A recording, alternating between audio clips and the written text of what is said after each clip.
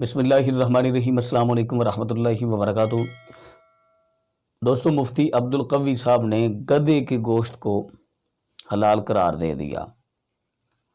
میں کسی کی دل آزاری کرنے کے لیے آپ کے سامنے حاضر نہیں ہوا، بلکہ میں ایک حقیقت سے پردہ اٹھانے کی کوشش کروں گا کہ مفتی عبدالقوی صاحب چونکہ اکثر سوشل میڈیا کی نظر میں رہتے ہیں اور ان کی کوشش بھی یہی ہوتی ہے کہ کسی نہ کسی طریقے سے، کسی نہ کسی نظریے سے ان کا سوشل میڈیا پر نام رہے۔ کبھی تو وہ کیا نام ہے، قندیل بلوچ کے کیس، کبھی حریم شاہ کا کیس، کبھی چینی لڑکی کا کیس، اب جناب مفتی صاحب گدھے کے گوشت کو حلال قرار دے دیا۔ مفتی صاحب کچھ خدا کا خوف کریں، کچھ خدا کا خوف کریں۔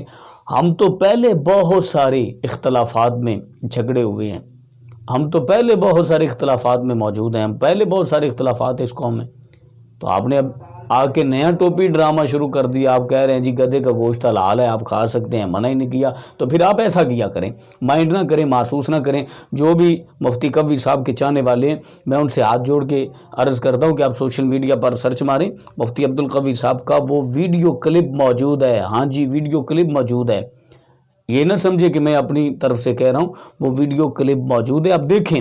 مفتی قوی صاحب خدا کے لیے جب آپ باہر نکلیں نا، تو پھر آپ کسی اچھے ریسٹورنٹ پہ جائیں تو آپ کہیں جی مجھے گدھا بریانی چاہیے، مجھے گدھا کڑھائی چاہیے، مجھے گدھا قورمہ چاہیے، تو آپ وہاں پہ لے کر کھائیں نا۔ پھر خدا کے بندے کچھ تو خدا کا خوف کر یاد۔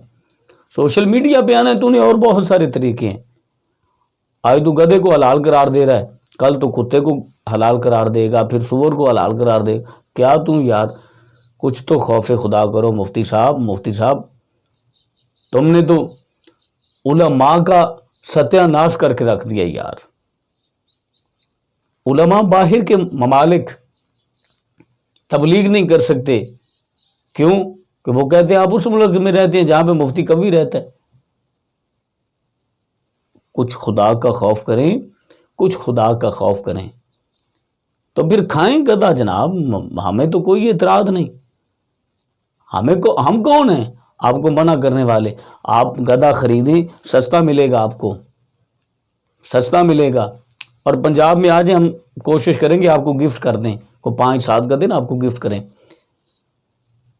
تو وہاں چوک پہ گلی میں ذبح کریں اور وہاں پہ جناب دیگیں بنائیں تو کھائیں۔